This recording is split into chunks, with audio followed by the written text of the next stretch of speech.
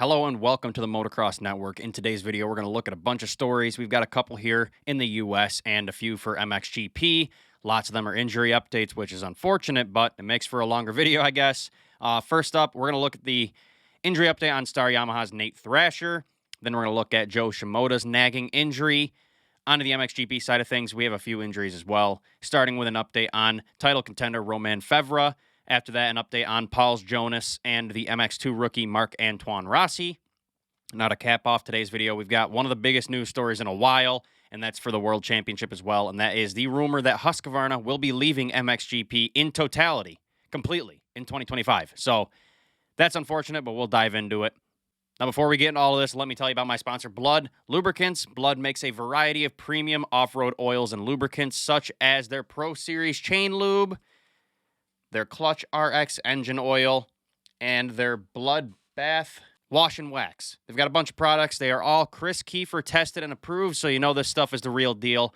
I got a code for you guys to use if you want to save some money. Head to bloodlubricants.com and use my code TMN25 to get 25% off site-wide. Thanks for supporting them. All right, now before I get into the stories, I did want to tell you guys, if you don't follow me on socials or any of that, I'll give you a little glimpse into my travel stories here. So the furthest west I've gone before Hangtown was Ironman, Indianapolis. So I'm from central New York, so I haven't gone that far west. So this weekend was a big leap all the way to California. And all I'm going to say is, yeah, California is exactly what I expected. It's half beautiful, half disgusting. I can't really figure out how I feel about that. But it was cool to go look around and everything. So far in my motocross media career, I've had troubles every single time traveling. Every single time. That's the fifth one I've done, well, attempted to do. I couldn't do Fox Raceway last 2 weeks ago because my flight got canceled and I wouldn't have made the race, so there's that. And then this weekend, traveling there was good. Flew to Chicago and then flew to Sacramento. Easy, no problems, on time. Now, when I went to leave, the only flight I had available to get home was at 11:59 p.m. on Sunday night. Late flight, but about, I'd say 9:30 at night, I got a notification that my flight was canceled and that they were working on booking me another flight. So I was up all night waiting to see when I'm going to be leaving California, and they ended up changing it to, I would leave, oh God, I don't remember what time, 7 p.m. Monday night. So I had to check out my hotel at 2 p.m., so I was at the airport from 2:30 until 7:30 when my flight left. 5 hours there. Then I flew to Phoenix, Arizona, had a 2-hour layover, and then Arizona to Philadelphia. I was in Philadelphia for 4 hours, and then hour-and-a-half flight back to upstate New York. So it was a very long trip, and I didn't sleep for like 40 hours because I work a full-time job as well. So as soon as I got back from the airport, I had to go to my full-time job. So that's why I haven't been doing many videos this week. I've been kind of busy unpacking my stuff, prepping for this weekend, and working my full-time job. So this will unfortunately be the only news video during the week. That's why I'm putting it all in one. But yeah, that's kind of a glimpse into my travel stories there, if you guys care. I know some of you do. A lot of you are here just for the news. If you want to skip to the news, go right ahead. But yeah, that was my travel stuff. Hopefully this weekend it'll go better. I'm really praying for it, man. But yeah, the race was great. Talked to a lot of good guys. Talked to Lewis Phillips. I looked up to him for so many years, man. It was good to talk to him. He works for Vital now. But my biggest complaint of all of it, at the track anyway, is that there is no internet. There's zero internet at the media tent. They give you a passcode to get into their internet, but it's 10 megabits per second. That's like, you can't upload or download anything. Like, a little clip would take an hour and a half to upload. So it's insane. You can't really do anything at the track. I don't know how any of the guys do much there.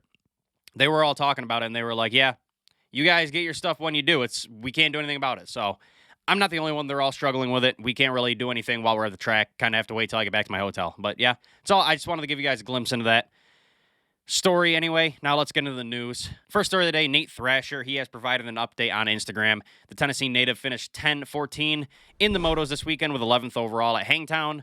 Now back in Pollitt, he had a pretty solid day, finishing 7th overall. Still not the best of his ability. Left us wondering what was wrong with him. Now, he did say in a press release after round one that he was dealing with arm pump. That kind of explained it. He said he was only allowed to, it limited him to riding only at about 60% of his ability, so that Sucks to see. But not only was he dealing with arm pump in Hangtown, but he also informed us that he had crashed a couple days before Hangtown, and he didn't really know what was wrong with him. He didn't go to the hospital. He just pushed through it. Come to find out, he had a broken collarbone. That would explain his poor performance this weekend. Now, Thrasher has given us more information on this. He said he suffered a bad crash leading into the round, and he had an x-ray on Monday morning. It showed he had a broken collarbone, and he bent the plate that was already on the collarbone, so that's rough. We know any given weekend there's a bunch of riders, probably a dozen or so, that are riding with injuries, but finishing both motos inside top 15 while having a broken collarbone and a bent plate, that's insane. So pretty impressive with all things considered. Thrasher did give us an update after the race. He said in a social post, quote, "Not the post I wanted to make. Last week I had a bad crash at the farm and did everything I could to race at Hangtown. It definitely was not easy, but I did my best to get through it. Yesterday I got an x-ray and found out I broke my collarbone and bent the plate on it as well. I'll be getting it fixed Monday and starting what should be a quick recovery. Extremely bummed, but should be back at the races soon. Thank you to everyone who supports me." Now, after 2 rounds, Thrasher sits 9th in points with 46 points. There is no timetable of his return yet. Obviously, he's got to do the surgery and stuff, so this sucks to see for Nate. I was hoping he could get back up to that podium speed. We know he can have that. He has talent and the speed needed to win. Well, I'm not sure he can compete with Deegan, but he can be a podium guy, that's for sure. But now he gets injured again. The injuries add up, man, and he's one that gets injured a lot, so that sucks to see. Hopefully, he can heal up and get himself under control, quit getting injured, quit crashing, and I could see him back battling for top 5s and possibly podiums if he keeps himself under control. So we're wishing you a speedy recovery, man, and get back to racing. Now, before we move on, issue number 9 of the Motocross Network magazine is up for pre-order on our website. The link's in the description for that. This is the biggest and best magazine we've done so far. In this issue, we have Johnny Hopper writing for us, along with an Australian physiotherapist named David Hogan. He also runs the Always Moto podcast and works for Full Noise, which is an Australian motocross website. On top of that, we added some fun things in this magazine as well. We got a couple moto crossword puzzles for the kiddos. A lot of kids like to look at these magazines, especially when I'm selling them at the races, so it's good to see. Give them something to do. And then for the more adult readers, we got a Moto Bikini centerfold. I want to bring that back, like Racer X and all of them. They don't do that anymore, so my photographer got some sweet photos with a girl with a bike and all that stuff, so that's me in there. And we're trying to really bring back this moto magazine industry. If you want to support our efforts, go pre-order a copy or order a past issue. We got all the past issues up for sale too. There's not many left of the past issues, so if you want to get them, head to my website and snag them quick. Anyway, thank you guys for all the support, and let's move on to the next story. All right, next up, Team Honda HRC's Joe Shimoda. He entered the season with an ankle injury that he sustained back at Salt Lake City Supercross. With limited testing coming into the season, he was kind of on the back foot, battling with the injury. Shimoda quietly clocked in his first top 5 finish of the season with P5 at Hangtown. I honestly didn't even see that because when I went to the media tent, they took down the results already and the internet connection was pretty crappy there. So I didn't even realize that he got a P5. Though the results are still not what he expected, he got 7.5 scores, so that's a welcome sight for the Honda rider. He's still clearly frustrated even when I talk to him. You could see it. He's visibly angry and struggling, but there's a reason. He's making changes on the bike and working towards a better future. But here's what he had to say after the race. Shimoda said, quote, "I didn't get full arm pump 2 motos in a row like last week I did. Quite big changes we made in this last week, and they worked out a little bit. I still can't ride how I want to ride, so I need to figure out the bike and myself. It's a whole different bike, so I just have to put it in some work." Now, when I spoke to him after the race, he seemed more focused on getting his bike comfortable than the injury. He just kind of overlooked that. He just flew by that. He's like, yeah, I'm dealing with that injury, but it's no big deal. It's feeling better. Now, I mean, of course, the injury is going to hold him back from his full potential, but he made it clear to me that he was focusing on making big changes to his bike week in, week out, trying to get the most comfortable setup. Even Lars, when I talked to him, said that he's really working hard, trying to make some big changes. So that's good to see. Hopefully it works out for him. He said in Hangtown they were making some good changes. He felt better on the bike, and they're going to build from that. So that's good to hear. So yes, he's having a rocky start to the season, but I think once his ankle gets better and once he gets this bike dialed in, we can expect Joe to be back up to podium speed later this year. Let me know what you guys think. All right, on to some MXGP stories. First one being Romain Febvre. He's out. It's a bummer regarding Febvre. His nagging thumb injury he's been talking about since, I believe, the MXGP of France.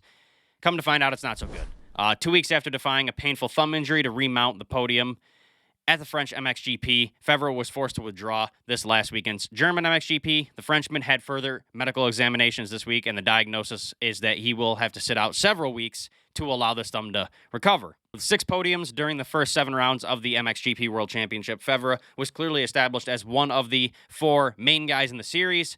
The French round of the series was one of mixed emotions as he won the overall, but then it got taken away due to penalties. So a mix of happiness and sadness there. He did race in intense pain after injuring his thumb during a practice session, but he was able to win the qualifying race and finish runner-up in the MXGP. The short break between the French and German rounds was not enough to fully recover from that injury, and after finishing 3rd in the qualifying race at Tuchenthal in Germany, he was forced to retire from the rest of the race as it was too painful. Now he did head home straight away, accompanied by his team manager, Antti Pyronen, I think that's how you say it. They visited a specialist this week to have further examinations. These confirmed that he had a thumb ruptured, torn ligaments in his thumb. So there's no surgery required, they said, but the inflammation and the bruising to the bone is just going to take time to heal. The healing process requires a lot of time, they said, thus forcing him out of the upcoming GPs. Febvre said in a Kawasaki press release, quote, "It's tough to have an injury at any time of the season, but this is especially difficult. It's not a bone injury as such, and there is no way to shortcut the recovery time. It could happen to anyone. It's just a shame that it happened to me." This is a really big blow both to Febvre and the championship. Us media fans, we all wanted to see the battle, and he's been putting himself in the right place every weekend. He's not as fast as Prado or Geyser, but he puts himself top 3 every weekend, and he's shown he's fast. So that was great to see, but he's out. I always hate to see a rider getting knocked out of the series, especially when they're still a title contender. Unfortunately, there isn't a timeline of his return yet. We'll know more in the coming weeks, but for now, he's out for the foreseeable future. So we're wishing you a speedy recovery, Roman.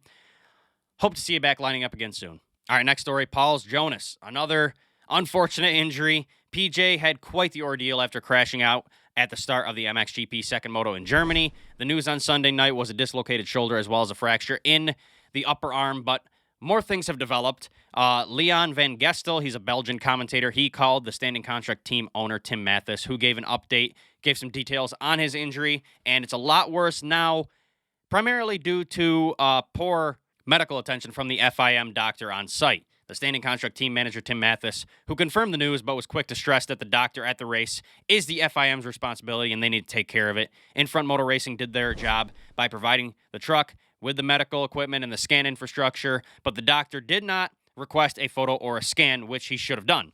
That's what Tim Mathis said. Now, Paul's kind of went through hell this weekend. The on-site FIM doctor assumed he had dislocated his shoulder.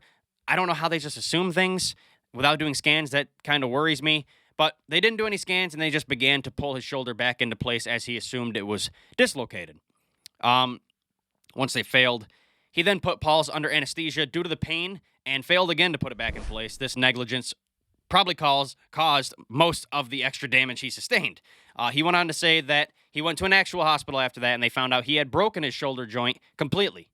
So that's most likely due to the on-site doctor who was attempting to put his broken shoulder back into place, assuming it was dislocated, without looking at it. So that guy really made the situation worse for Paul's.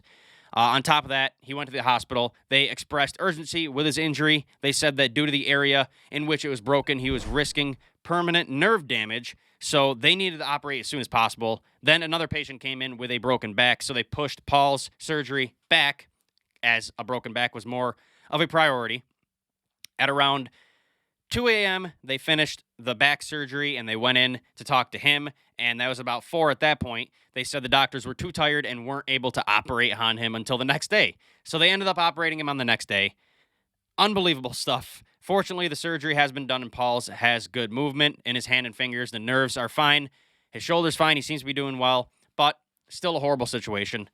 Paul's gave an update via socials saying, quote, "Probably these were the 2 toughest and most painful days of my life. Result from the crash on Sunday. In Hull Hospital, they did surgery on my right humerus yesterday morning, and now I'm on the way to Horrentals to do further evaluation of the damage." Horrific situation for PJ. You hate to see it. A career-best 450 season taken away like that.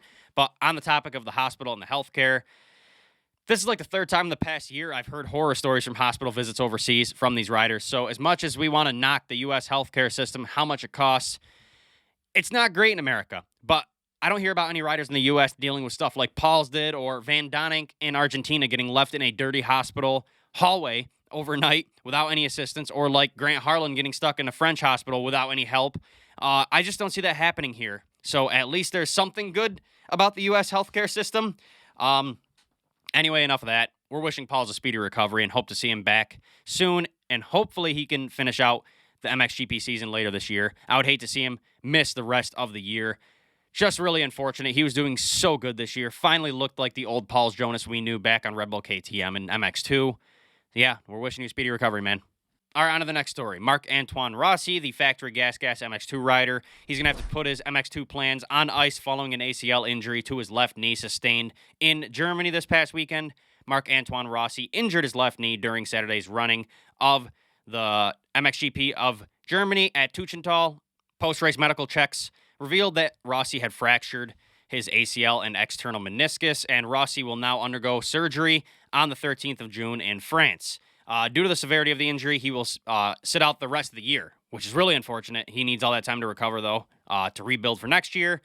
The racer will unfortunately sit out the rest of the year. Following medical examination after the weekend, it was confirmed that Rossi fractured an anterior cruciate ligament, ACL, I guess that's what it's called. I never looked into it. ACL, that's all I knew. Anyway, a clearer time frame for Rossi's return to racing will follow after the surgery. However, due to the severity of the injury, as well as the necessary treatment and recovery time, the 18-year-old will miss the rest of the season. All 13 remaining races, he will miss all of that.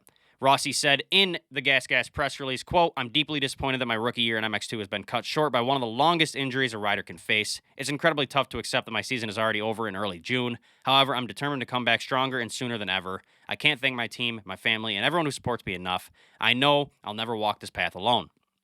Again, this sucks to see. This French rookie was really putting on some impressive rides this year. He looked great, got some great starts, put himself in the right place. Now, some of the results don't show, because he did fall through the pack a few times, struggling with that high-speed, high-pressure situation. He's getting into it. He's learning. But, again, sucks to see his year get cut short like this. Unfortunately, that's the way the sport is. Things happen, so we're wishing you a speedy recovery, Mark. Good luck, and we can't wait to see you back soon in 2025. Now let's look at the final story of the day. This is a bad one. It is a rumor, though, so it's not fact. Rumor has it that the factory Husqvarna team in MXGP and MX2, which is currently run by Nissan MX race team, will no longer be a thing in 2025. That's right. It's looking like Husqvarna will be leaving MXGP in totality next year. Now, this rumor comes from multiple sources, but the most reliable is Gate Drop reporter Andy McKinstry. Here's what we know so far. The Pierre Mobility Group, which consists of KTM, Husqvarna, and Gas, as far as the motocross scene is considered, over the years, Australia have pumped the finances in MXG and MX2. They've cut teams. They've eliminated rides. They've really lowered it in the past few years. This really started back ahead of the 2023 season. The standing contract team who was running the Husqvarna factory team at the time, they also started the Gas project, but lost support from the factory as their contract ended. Standing contract is now on Honda. In 2023, their Husqvarna team didn't even have an MXGP rider, which was unfortunate. Now, they did change this in 2024. They added one MXGP spot, and that is filled with Mattia Guadagnini of Italy. Now, for 2025, there are rumors around the paddock that further cuts will be made in the Pierre Mobility Group. The Nissan Husqvarna team have done a superb job with Kai de Wolf, who currently leads the MX2 World Championship, and Lucas Kunin, who is second in the championship now after winning 3 GPs in a row. So they're doing something right. The bike's good, the team's good, everything seems to be good. So this is wicked unfortunate. Now, the understanding is that Husqvarna won't have a GP team in 2025 at all. They're going to cut MXGP in totality. This would leave them with just Gas and KTM, and it looks like they're going to make cuts in there as well. Now, for 2025 at this stage, it is believed that KTM will only have one MXGP rider. That's Jeffrey Hurlings, and Gas won't have one because Prado is set to head to America next year. And on the MX2 side of things, for KTM, Sacha Kunin is expected to head to the United States, losing another spot. And then in Husqvarna, Lucas Kunin is set to head to America as well. So it looks like they're going to be left with almost nothing in 2025. So this is going to be interesting to see. The Nissan Group, who currently runs the Husqvarna team, is thought to be in talks to making the switch to KTM. Kai de Wolf, who has a contract with Austria in general, the group, until the end of 2025, is expected to make the move to KTM and join Hurlings. There have been rumors that the Dutch talent will race MXGP in 2025, but we believe a final decision hasn't been made yet. Kai de Wolf does want to come to the U.S., but I don't know if they would let him, considering the Coonan brothers are coming over here. It remains to be seen how many riders KTM will run in 2025. Gas are also expected to fully focus on the MX2 Championship in 2025, with Simone Langenfelder staying with the team. But again, it's not yet known how many MX2 riders Gas will have for 2025. So it's looking pretty slim pickings for the whole or KTM group. Now, Guadagnini, I talked about him. He currently rides for Factory Husqvarna in the MXGP, running the only factory ride for Husqvarna. He is expected to switch to Ducati in 2025, so at least he has a place to go. But again, it's a real shame. The whole situation is just horrible. I would hate to see Husqvarna leave MXGP. That would leave a huge hole in the sport and for factory rides. That would cut out a lot of factory positions for riders. So this leaves us all wondering what's in the future for all these guys. I mean, Kai de Wolf switching to KTM. Will he do as good? I mean, he looks extremely comfortable in Husqvarna. It sucks to see them pull that away from him. Now, it's just a crappy situation. I really hope this isn't true, but it looks like it is coming to fruition. I just can't believe this. The whole KTM group is like the peak of motocross. They've got everything. And for them to pull out of the sport like this in the World Championship is just insane to me, but this is what we know so far. It's unfortunate. I hope it doesn't happen, but yeah, it sucks. All right, guys, that's all I have for today's video. Thank you for watching. Let me know what you guys think about all these injuries and Husqvarna leaving MXGP. Leave your thoughts in the comments down below. Don't forget to go check out my sponsor, Blood Lubricants, and head to my website, themxnetwork.shop. Go snag a magazine, pre-order the next issue, issue number 9. All that's available. Thank you guys for watching, and I'll see you guys in the next video and at the race this weekend.